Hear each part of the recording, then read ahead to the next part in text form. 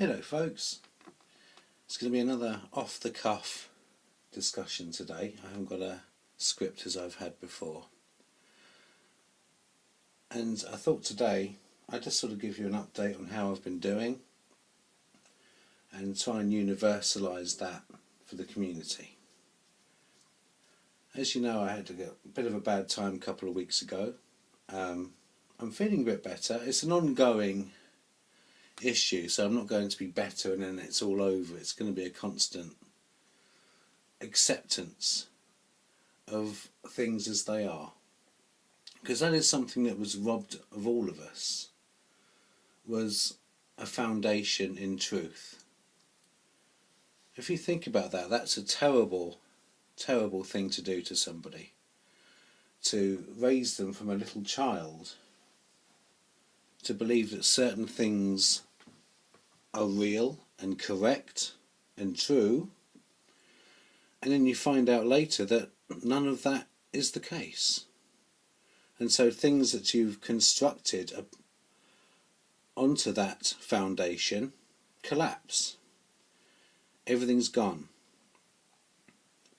And you have to start again.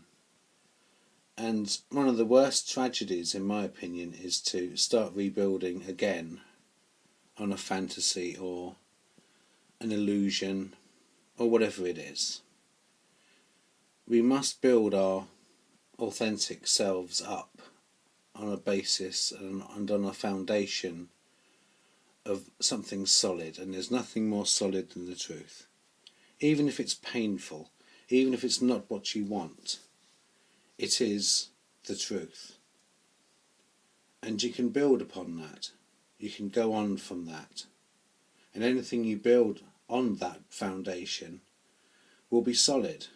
You won't have to start again, right from the base, and build another foundation. So I would urge everybody out there, whether they're of faith or not, to do your research. I certainly have been reading the Bible a lot more than I used to, mainly because I've been watching Mike and Kim's videos, and Mikey and Kim bring out scriptures all the time, which I then look up in my Good News Bible, which is today's English version, and I have a look at them, and I think it's been very beneficial, because as Mikey said, we have been spiritually abused as well, and I think it's important to get a correct grasp on what Christianity is for yourself, and then decide whether you're going to follow it or not. And I wish you well, whatever your decision. So we have been abused. We built a life on a lie, on a fantasy. And so when we rebuild our lives, we need to build things on solid fact and truth. And so we do need to do our research. We also need to get to know ourselves. And that's a difficult journey sometimes, because, as I've said in a previous video, we have these extremes of personality. We're the most important person. We're one of 8 million, sorry, not that many of them, 8 million Jehovah's Witnesses, and we're going to survive into a paradise earth and eat vegetables and cuddle pandas. And on the other hand, we're completely unworthy. It's an undeserved kindness. We're never doing enough. And these extremes need to be met in the middle. And that's a tough thing to do, is to reduce your ego. It's not that easy. From being very, very important, and our opinions being important, we're actually, well, we're not that important, are we? None of us are. We're all just ordinary people. Some of us have expertise in certain things, and we have an opinion on that will be informed. But this idea that our opinion is the only one that counts has got to be rejected. And that raises the subject of judgment, doesn't it? How do we still get to judge other people? Or do we avoid that entirely? Well, my attitude is very much like Dr. Martin Luther King Jr. He said that he judged a man or woman by the contents of their character and not by the colour of their skin. And that's how I tend to evaluate people rather than judge them. Do they have a good character? Are they good people? And if they are, then I'm going to like them. I'm going to support them. I'm going to want to be with them. If they don't have those good qualities, then why should I waste my finite life hanging out with people I don't like? Seems an utterly absurd thing to do, in my opinion. But that's just me. You know, gone are the days when I'm told, here is a moral code, you will follow it. I'm afraid those days are gone for me. So I'm not going to just take even the Bible off the shelf and follow it completely. Because I don't agree with all of it, I'm afraid. I simply don't. You can have a differing opinion to me, and God bless you for it. And I wish you all well. But I don't actually believe that everything in the Bible is beneficial. I think some of it is very behind the times. I think it's just not for me. But there are also parts of the Bible that I've found very, very comforting and inspiring. So I think that will probably be the case for all of us. There will be parts of any religious text that will touch something of our characters and our hearts, and will hopefully give us some comfort. But one of my favourite parts of the Bible, which I quote from a lot if you read my comments, is from the first letter of John. I think it's a really, really interesting piece of writing.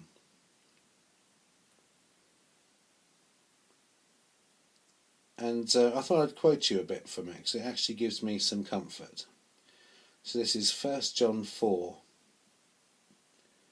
and verse 16, but I'm starting at a new paragraph here. God is love, and whoever lives in love lives in union with God, and God lives in union with him. Love is made perfect in us in order that we may have courage on Judgment Day. And we will have it, because our life in this world is the same as Christ's. There is no fear in love. Perfect love drives out all fear. So then, love has not been made perfect in anyone who is afraid, because fear has to do with punishment. Very interesting little section there. I'd encourage everyone to read the entire letter. I think it's a very, very encouraging read. I like it. Loving without fear. Well, easy to say, incredibly difficult to do. And yet all of us in the community, in our own ways, have done just that. I'm really encouraged to see so many new people putting out videos. It's incredible. Just the sheer number of people out there who have decided, yes, my voice is important. I have something to say and I want to say it. And so welcome all of you. I think it's amazing. I really am so pleased to see you all. So that verse there about not being afraid because fear has to do with punishment. Wow, doesn't that fit our previous lives, folks? My goodness me. And how easy it is to take that fear of people, fear of punishment, out into the world, where people, funnily enough, don't shun you, where people do forgive you if you make a mistake. And it's like we've gone out of this horrible cult and we're all hunched up and trying to protect ourselves in that kind of fetal position, and then we realise, hey, I don't need to do this. That is one of the best feelings in the world, and I will never forget how that felt when I realised, wow, people aren't as much of a dick in the world as I was led to believe. They're actually really nice people. And what a comfort that is. There are some real dicks out there, I'm afraid, but hey, they're everywhere. But most people, in my experience, in the Excelsior Experience, has been that people are kind and good, especially if you treat them kindly and do good to them. So I'm just going to keep on soldiering on, keep on keeping on. There's nothing I can do about circumstances in my life at the moment. There's absolutely nothing I can do about things. The only thing I have control over is my attitude and how I'm going to take these things. I am determined never to go back into living anything like I lived as a Jehovah's Witness. There will be no fantasies, there will be no lies, there will be no stupid beliefs that aren't backed up. And I will decide what is right and wrong, in fear and trembling, because that's what freedom is. Excellent quote for you from a very, very good philosopher called Søren Kierkegaard. I studied him at university, and he had a very, very famous phrase that says, if you rob a man of his life lie, you rob him of his happiness. And another one which I like of his is, freedom is anxiety. So a certain level of anxiety is inevitable once we're free, because we don't have someone telling us what is right and wrong. Hell, in my life I've got situations I've never faced before that I'm having to navigate. I've never experienced, never done these things before, never had this situation come up in my life before, and it's a steep learning curve. But the only advice I can give that might be of help to you is be kind and think about the other person and try and see things from their point of view and try and put yourself in their place and think, how would I like to be treated in this situation? If it was reversed, how would I feel if this happened, or I spoke like this, or whatever it is?